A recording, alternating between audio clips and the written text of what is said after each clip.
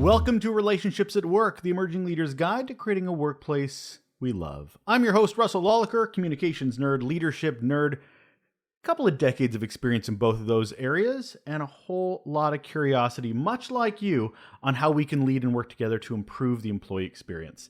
This show, this one right here, great resource to help us all with that. Every week on the show, I talk with a local or global leader on topics that are here to help you to improve the workplace.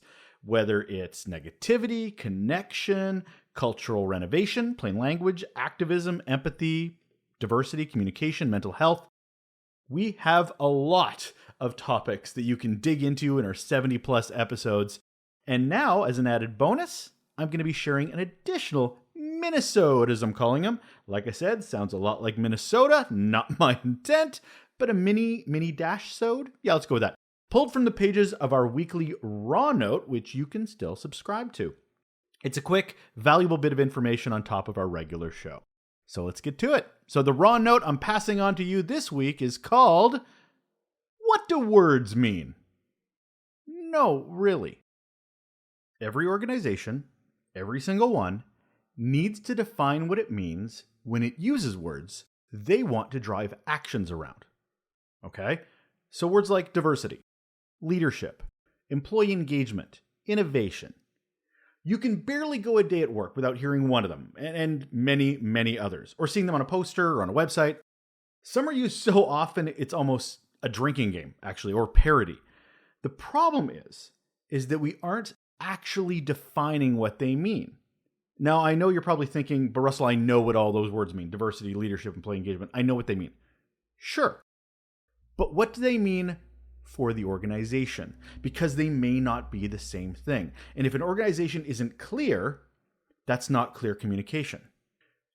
I pulled this from the Society of Human Resource Management.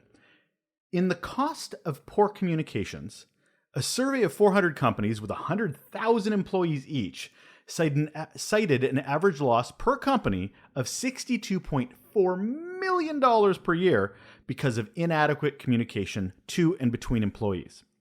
In the article Top 10 Email Blunders That Cost Companies Money, Deborah Hamilton shared that miscommunication cost even smaller companies of 100 employees an average of $420,000 per year. Bad communication costs. So yeah, it costs money when employees don't know what leaders and colleagues mean in trying to communicate. But what it also costs? It costs connection. And clear definitions can help. Sure, there's a dictionary definition of all the words that I've explained. But how it is defined within our organization is what matters. Because unless it's defined, it's assumed. And what one person believes a word means might be interpreted differently by somebody else. Definitions provide clarity. They provide a success metric. I'll use the word leadership as an example. Many people look at their Harvard Business Reviews, their SHRM, their Forbes, this podcast, countless books on what great leadership is and looks like. Oh, things like leaders create leaders. Leaders lead with soft skills. Leaders embrace diversity, equity, inclusion, belonging. Leaders create safe spaces. This is about human and future priorities. Okay?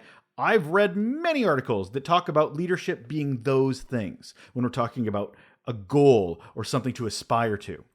But say, for example, you work in an organization that rewards leadership as fixing problems or managing issues or delivering projects. It's about results and immediacy priorities. Neither is wrong, whether it's about the humans in the future or about results and immediacy. Absolutely, there's nothing wrong if those are two different definitions of leadership. But that's the point. They are two different definitions of leadership. And if you believe one, you're playing checkers when somebody else is playing chess, or playing chess while somebody else is playing pickleball. So if you come into an organization defining leadership as one and the organization defines it as another, it's a problem. So what are you talking about when you mean diversity? Is it about background, race, emotional quotient, age, gender, all of it? None of it? And how do you know when you've embraced diversity? Does it cover everything? Does it cover enough? If you don't define what diversity is and what you're trying to reach or what level you're trying to reach around something like diversity, then how do you know you ever reach it? So you have to define it. Having misunderstandings about these important terms, ones that entire programs and resources are built around, can be really frustrating for employees. They can also disconnect employees from their employee journey in the organization because all this might not align with their values. Innovation, engagement, success. It's all the same challenge. What means one thing to the organization might very much mean something else to an employee. So being open and honest about the words we use is kind. It gives employees a blueprint of where they need to go and how they can fit into the organization. It can also give them the knowledge that they may not be a good fit for the company. Both are vital pieces of info. So please, define what matters to you in your organization. Because if you don't define it, you're showing how little importance it really has. And that will do it for another episode of Relationships at Work, the Emerging Leader's Guide to Creating a Workplace We Love, the Raw Note edition. My name is Russel Lolacher. Thank you so much for joining me and listening to these smaller bite-sized episodes. If you'd love to provide some feedback or maybe some suggestions of future mini episodes, please give me an email, hello@russellolacher.com. That's my first name, Russel, and my last name, Lolacher. If you want to know how to spell Lolacher, real easy. It's the two names, Lola and Cher, put together.